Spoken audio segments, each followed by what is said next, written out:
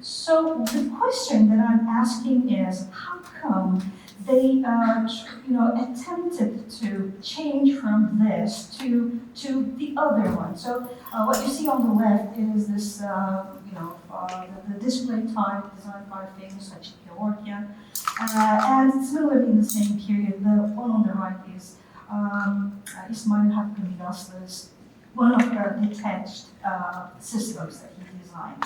So what they have in mind, what are their, what are their drives? And I'm not talking about only one or two types of designs here. There is a big variety. So what were they thinking? That is, what are they looking for? And there's something very interesting here. Other than these, strange designs, I'm calling them strange to the eyes who are familiar with these beautiful Nazca typefaces or calligraphy. Not only their forms are, odd and strange, but something that is very strange is the energy. That is, people are driven. They are so enthusiastic about them. So at one time, everyone starts to produce their own suggestions. And when I studied as many models that I can reach, I found that there is a certain pattern that I can study them, their issues, under these titles, accuracy, economy, and identity.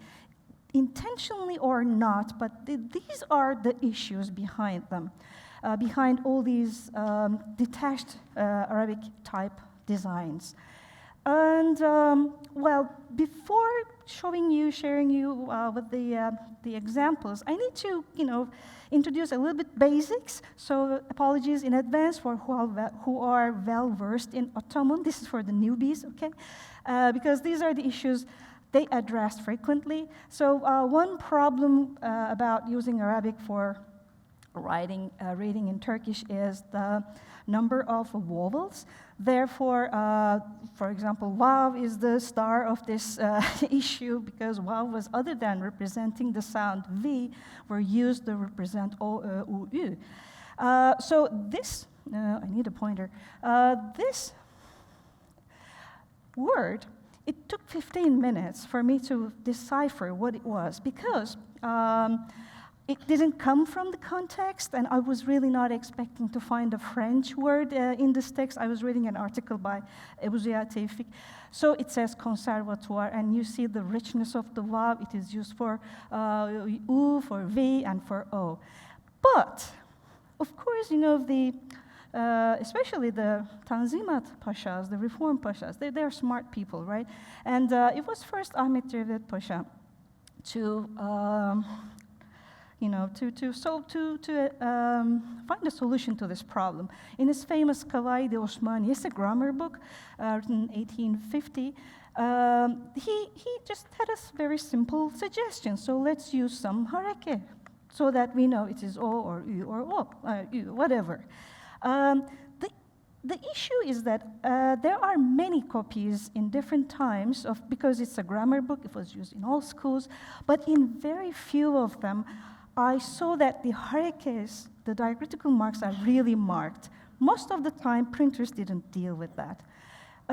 So somehow it didn't catch. Another issue is with the consonants. Again, consonants can stand for different sounds, like this, the kef, or the gef, or the nef. And again, Ahmet Cevdet Pasha has a solution for them, but, it was not reproduced very well or frequently in the prints. Maybe for books in children, maybe. It didn't simply catch up. But there was a solution. So again, because of the context, you have to understand if it's to be read as G or K or N. I want to skip this one. And so these are, some issues. Let me go one back, I'm sorry. Some issues that has to be dealt with if you want to transmit information accurately. And most of the time, yes, you would memorize the shape of the word, but imagine you're a soldier, you're in the middle of Anatolia in a very small village, and you have to write its name down. And you have to be creative about how it's, which letters you have to use, because you haven't seen that name of the village before on paper. And another issue, again, I want to talk a little bit about the basics. Another issue is about the economy. And in this case, especially in printing, the issues are that, metal type printing, it was invented for Latin language, right? And it uses, an Arabic language or Arabic script doesn't share the same advantages. How can I say it?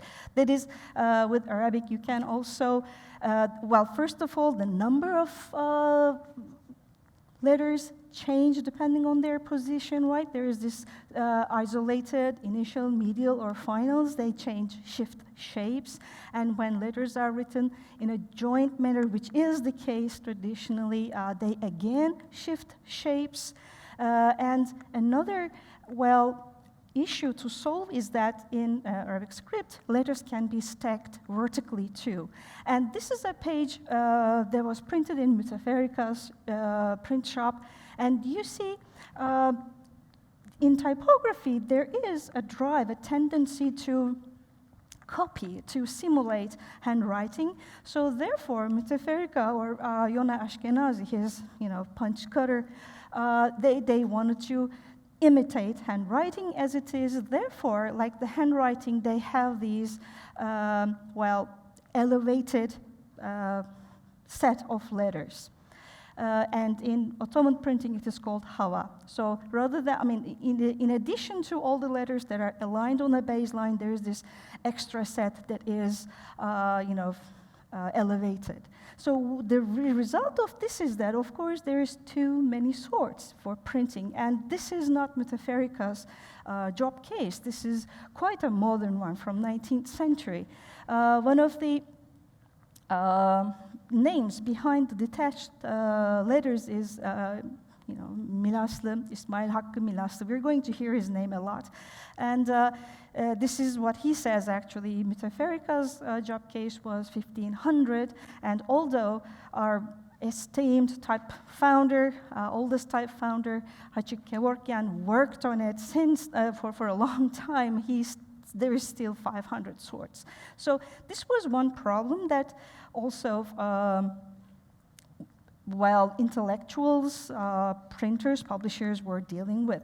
And in this context, there is one famous case of Ibrahim Shinasi, who is told to be responsible for reducing the print letters to 112, which is not correct, or correct conditionally, I can say. And this knowledge comes from this famous Mecmuaye Ebu Ziya, number 43. And actually, it was first owner who said that, it says 112, but it is not, you were saying, right? So I took my time to really, compare the books that Shinasi use these, linear system with the letters that Ebu Ziya said Shinasi has worked on. So yes, I'm sorry, Shinasi does use them, but on the other hand, he uses many others. So I think he's using a full printing set here. On the other hand, maybe if we say that Shinasi hypothetically believed that the printing set, the job case could be reduced to 112, it could be correct, actually. And when you take a look at the letters that Ebu Ziya chose, it is like the isolated, fenial, isolated, what is this? The fenial, initial, and the medium. So it is the medial, the possible letters that are needed. And but on the other hand, I think what Shinasi was actually working on, which Ebu Ziya is not giving much importance, is to reduce the number of letters in a different way. That is, in one page, in one area, he uses these 3 different heads, and you see this connects only to the left, and this can connect both ways. But this one is very peculiar shape he probably have seen from Europe in France. And this one is a headed where a bold letter and B letter is integrated. So with this, he can really cut down a little bit more number of letters. So far, what I'm trying to say, in fact, is that the situation was complicated. Okay, let me stay here for a little minute. And Shinasi was actually trying to, other than, work on the concerns, work on the problems concerning the economy of printing, he was trying to respond to a call made by Enver Pasha, saying that we need a reform on the letters. We need some, reformation, some redesign. Another case, oopsie. Another response to Enver Pasha's call was, again in the 19th century, was the Mirza Malcolm Khan, who was the Iranian ambassador to Constantinople, to Istanbul. And this is in Turkish. Right? It is a Durube Emsal, Turkish proverbs, and it says, Ak akçe kara gün içindir. He says, well, that is, that's a solution. Here it is. Enver Pasha mentioned detached systems, or maybe we should try that. It could be a solution, actually. But there was no response to Malcolm Khan's suggestion. So far, I don't, I haven't seen any discussions on it. And for a long time, there is no dealing with this issue with the letters. And then there comes the Constitution, right? The 1908, there's this, the revolution. Now it's a constitutional government. There's a regime change, so to speak. And parallel to it, there's a print boom because the strict censorship is removed, so many newspapers are printed. And in the same time, in 1909, there was first a grammar commission, İmla Komisyonu, to deal with the grammar, to standardize writing and so on. And exactly in a very similar time, the first one was, again, Milaslı, with his proposition of detached letters. And you see, the problem he is mostly tackling with is he is differentiating the vowels from each other, so you know to read ü or u instead of doing guesswork. And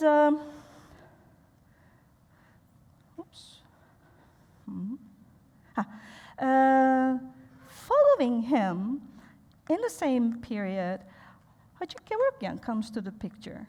And he calls it as a kufi.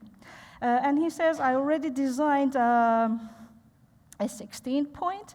Now this is 12-point kufi type. It's a metal type. And he says, this is 42 characters. 42 characters. It excels Shinasi's model. And it's a wonderful example because there is demand and there is supply. It shows typography business, at full working mode. He was so quick to, produce a solution. But again, no one used it. There was no response, so to speak, from business or from intellectuals. And it really kept me thinking, why people, you have a very esteemed type founder. He is very well respected. And there was a time under, Abdülhamid's censorship, he was given the key to the type founding facility. That is, he had the initiative to decide which newspaper can get metal type, not typefaces. So he was really trusted by the Sultan. But maybe that is the problem, that he was aligned more with this traditional Ottoman ideology or regime. Let me continue. So, Milaslı strikes back, okay? He has now more prepared. He again introduces his system, discusses its, characteristics. This time, he also has a handwriting solution because, isn't it, there is a very complicated situation there.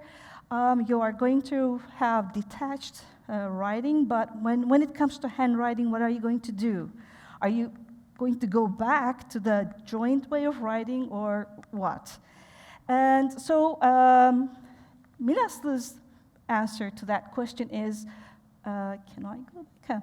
His answer is that, well, in handwriting, it's going to be detached also, he says, at least in this concept. And this is for printing. These are the print letters. And some close-up. And here, something very subtle but interesting. It says matbaa harfleri, not hurufat. Hurufat is the plural of harf. It's not Arabic. Harfleri, it's Turkish. So rather than using hurufat, they start using harfler. And again, he's dealing with the vowels you see here, how to differentiate them. And of course, there's only one state of each letter. There are no, shifting shapes, no place, no.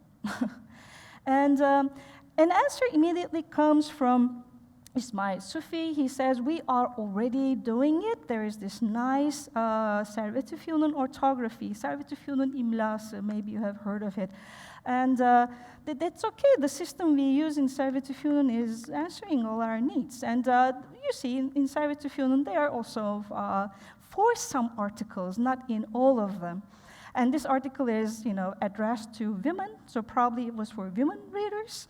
So for women to read, I don't know, more easily, they are using these harekes, basically. And then, in the same month, I know this, when I first saw it, I also gasped. But the importance of it is, I don't know who Feyzullah Kazım is. I couldn't find any his whereabouts. What is important is now this subject is becoming public. Now the public is interested in it. They also want to, join the conversation, and this is his proposition for a detached system. And this time, Celal Esat comes with another proposition, and he criticizes Milaslı's designs because it cannot deal with handwriting, and this is his system over here. This is how it is going to be printed, and he also has a solution for handwriting. I was never good at reading handwriting, but it looks very difficult. I mean, it definitely has some, I think, legibility problems, but again, handwriting is not my forte. I'm sorry. So another team comes from the Turkish Russian.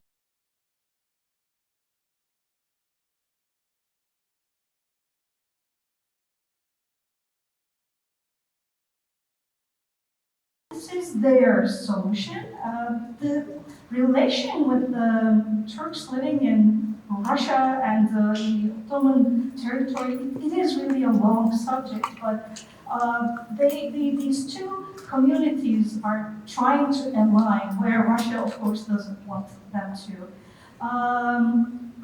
So this is their solution, which is, well, I think can be aligned with Kufi. So this, I think, is a very interesting, design. Yes, it lacks aesthetics. It looks very coarse, maybe, even ugly. But I think many people can use the same words when they were looking at a cubist painting of Picasso for the first time. Among all things, I think this is very modern. It is very radical, very courageous at the same time. And they say that we know our letters are not the best. We have these produced just to start a conversation. So they're quite humble about it. And another group working on the same issue is in Istanbul.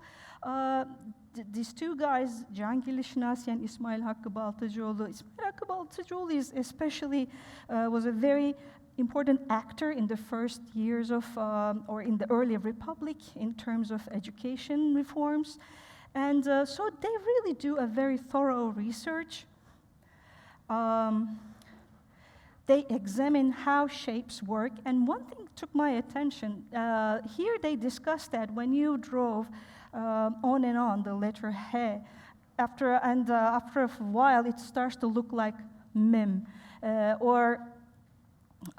it is what they're discussing here is when you connect the T and the ein, there is just one loop which could be mistaken for other letters. In other words, they are discussing how joint way of writing is illegible, is difficult to read. And here even they're discussing that the letter ha can be joined on the top, which leads to stacking, but this is ugly, they say. Instead, we should write them side by side. So they refer this very traditional system as simply ugly.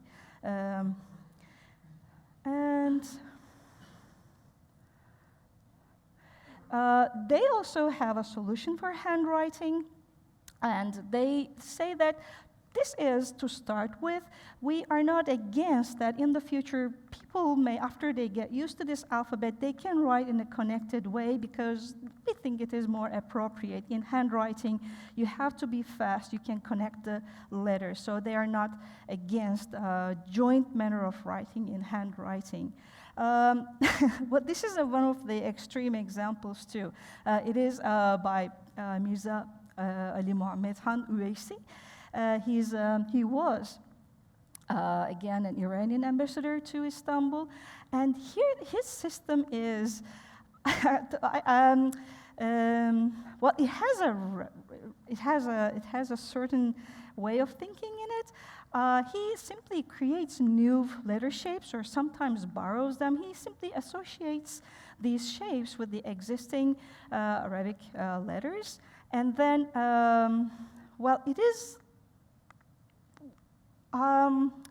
it is very confusing because some of the shapes that he proposes are looking like very similar to Latin letters, like the one with the sin. I mean, it definitely looks like an M, but some are looking like more associated with the norms. But anyhow, his method, what he proposes is to use new shapes for each sound and then have, again, a detached system. Well, this is kind of the climax of all things because Tanin comes into the picture. It's one of the major newspapers, very much aligned with the Progress and Union Party. And they say, and they start using them on their columns. Of course, not all of them, but with an experimental, there is in every issue, especially in the 1913 of August, they reserve one of their columns for this detached system. And their system is pretty much based on Celal Esad Arseven's proposition. And they say, well, differently, these detached letters, when it is required, can be written in a joint manner too. Right? It is so more, modular in a way. And in the same time, how am I doing in terms of time? Should I? I am sorry, I just wanted to control. Okay, I still have 6 minutes. In 1912, before I forgot to mention that in 1911, there's a new foundation called the Society for the Reformation of Letters, and it was led by this person, Recaizade Ekrem. And after the Society for the Reformation of Letters, a year later, in 1912, there is a sub-commission formed, which is called Encümen-i İlmiye, that is the scientific commission of this society. And this scientific commission starts printing this newspaper. And they came up with a totally different design, like this. It is metal type, And again, each letter has a singular case. And Hattat Mustafa Rakım is the person, is the calligrapher who is behind these forms. They also later on had a book, and this is a letter from a soldier to his father, a sample, of course, a specimen in it. Yeah, many people think, or many people very wrongly named this design by the Scientific Commission as the Enveri, or the army Elif Ba. It is not this one. Though they were really hopeful that Enver Pasha, who was the Minister of War at the time, would use their design. And you see, it is one of the newspaper, it is Newscript, the name of the newspaper, and it says Enver Pasha is the one who first approved and is going to put into use our new letters. And even in issue 9, they said that, well, it is good news, our letters are going to be used in the army. So they even announced that Enver Pasha is going to use their designs, but it's not the case. This is the Enveri, or the Ordu, or the army, military Elif Ba, military alphabet. I didn't have access to this particular army almanac of 1914, but they, with the same type, they also printed small storybooks for soldiers, right? I was lucky to have one of them to take a closer look at the letters, at their system. Oopsie, I'm sorry. I'm having a bit of a,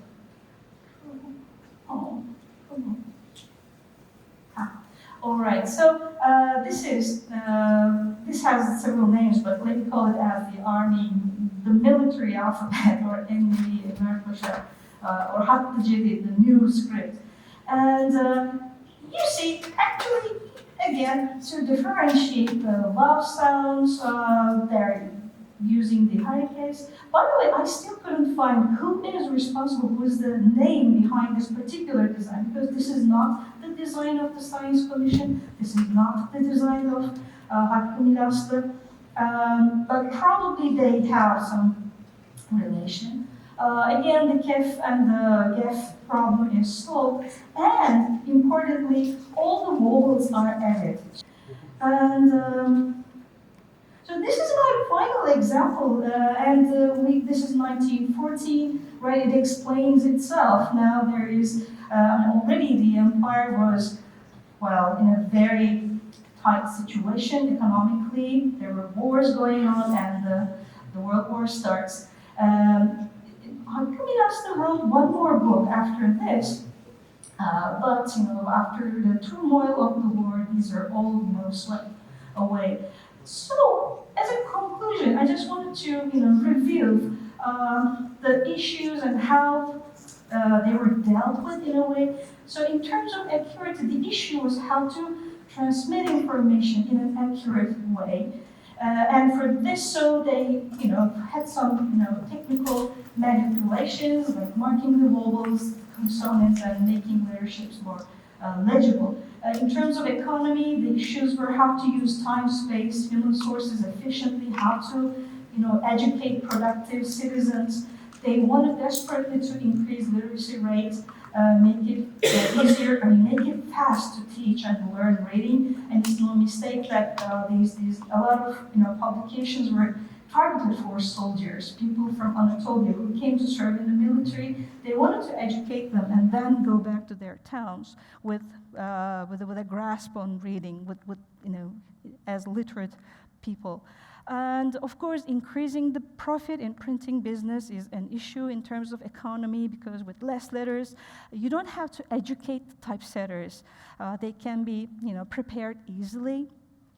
And on. The economic part is easy to understand. What is tricky is the identity. That is, in the larger picture, there is modernism, right? There is this modern life pressing. And with also with the rise of media, with media capitalism, partially, early 20th century, nationalism is also on the rise. And of course, there is this, regime change in the Ottoman Empire. Now there is this Progress and Union Party, and they definitely have a very nationalistic, approach. And in connection, although they don't have a pan-Turkic agenda, there is this new movement, new language. Remember that,